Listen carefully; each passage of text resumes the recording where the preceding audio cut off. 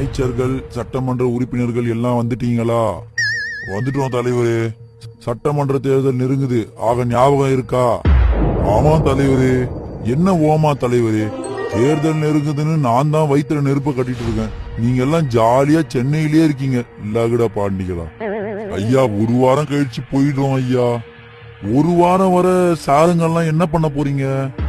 நாங்க நம்ம மினிஸ்டர்ல ஒருத்தர் வீட்டுல விசேஷம், அதுக்கு போகணும். ஆக யார் வீட்டுல விசேஷம்? என் பொண்ணுக்கு சடங்குயா.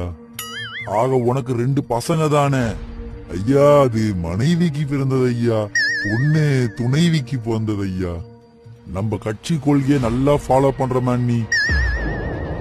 சரி சரி, 4 வருஷம் அமைச்சர் பதவியில இருந்து சென்னையிலேயே டேரா போட்டு கூத்தடிச்சது போதும். இனியாவது மக்கள் கிட்ட நல்ல பேர் எடுக்க பாருங்க. தேர்தலுக்கு 1 வருஷம் முன்னாடியே மக்களை ஏமாத்த ஆரம்பிச்சாதான் ஓட்டு விழும். மக்கள் தானே, அதெல்லாம் ஈஸியா ஏமாத்திடலாம் தலைவரே. கிழிச்சீங்க. இந்த தடவை ஓசி கீசின்னு ஏதாச்சும் வாய விட்டு எண்ணெய மாட்டி விட்டுறாதீங்க லகுட பாண்டிகளா. இல்லனா மட்டும் அப்படியே ஓட்டு கொட்ட போகுது. ஆக என்னம்மா அங்க சத்தம்?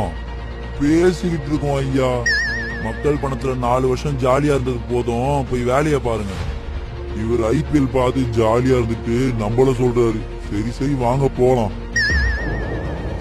மக்களே, 4 வருடம் நம் வரி பணத்தில் பதவி சுகம் அனுபவித்த இந்த திமுக அமைச்சர்களும் எம்எல்ஏக்களும் எத்தனை முறை தொகுதிக்கு வந்தார்கள் என நீங்களே யோசியுங்கள்.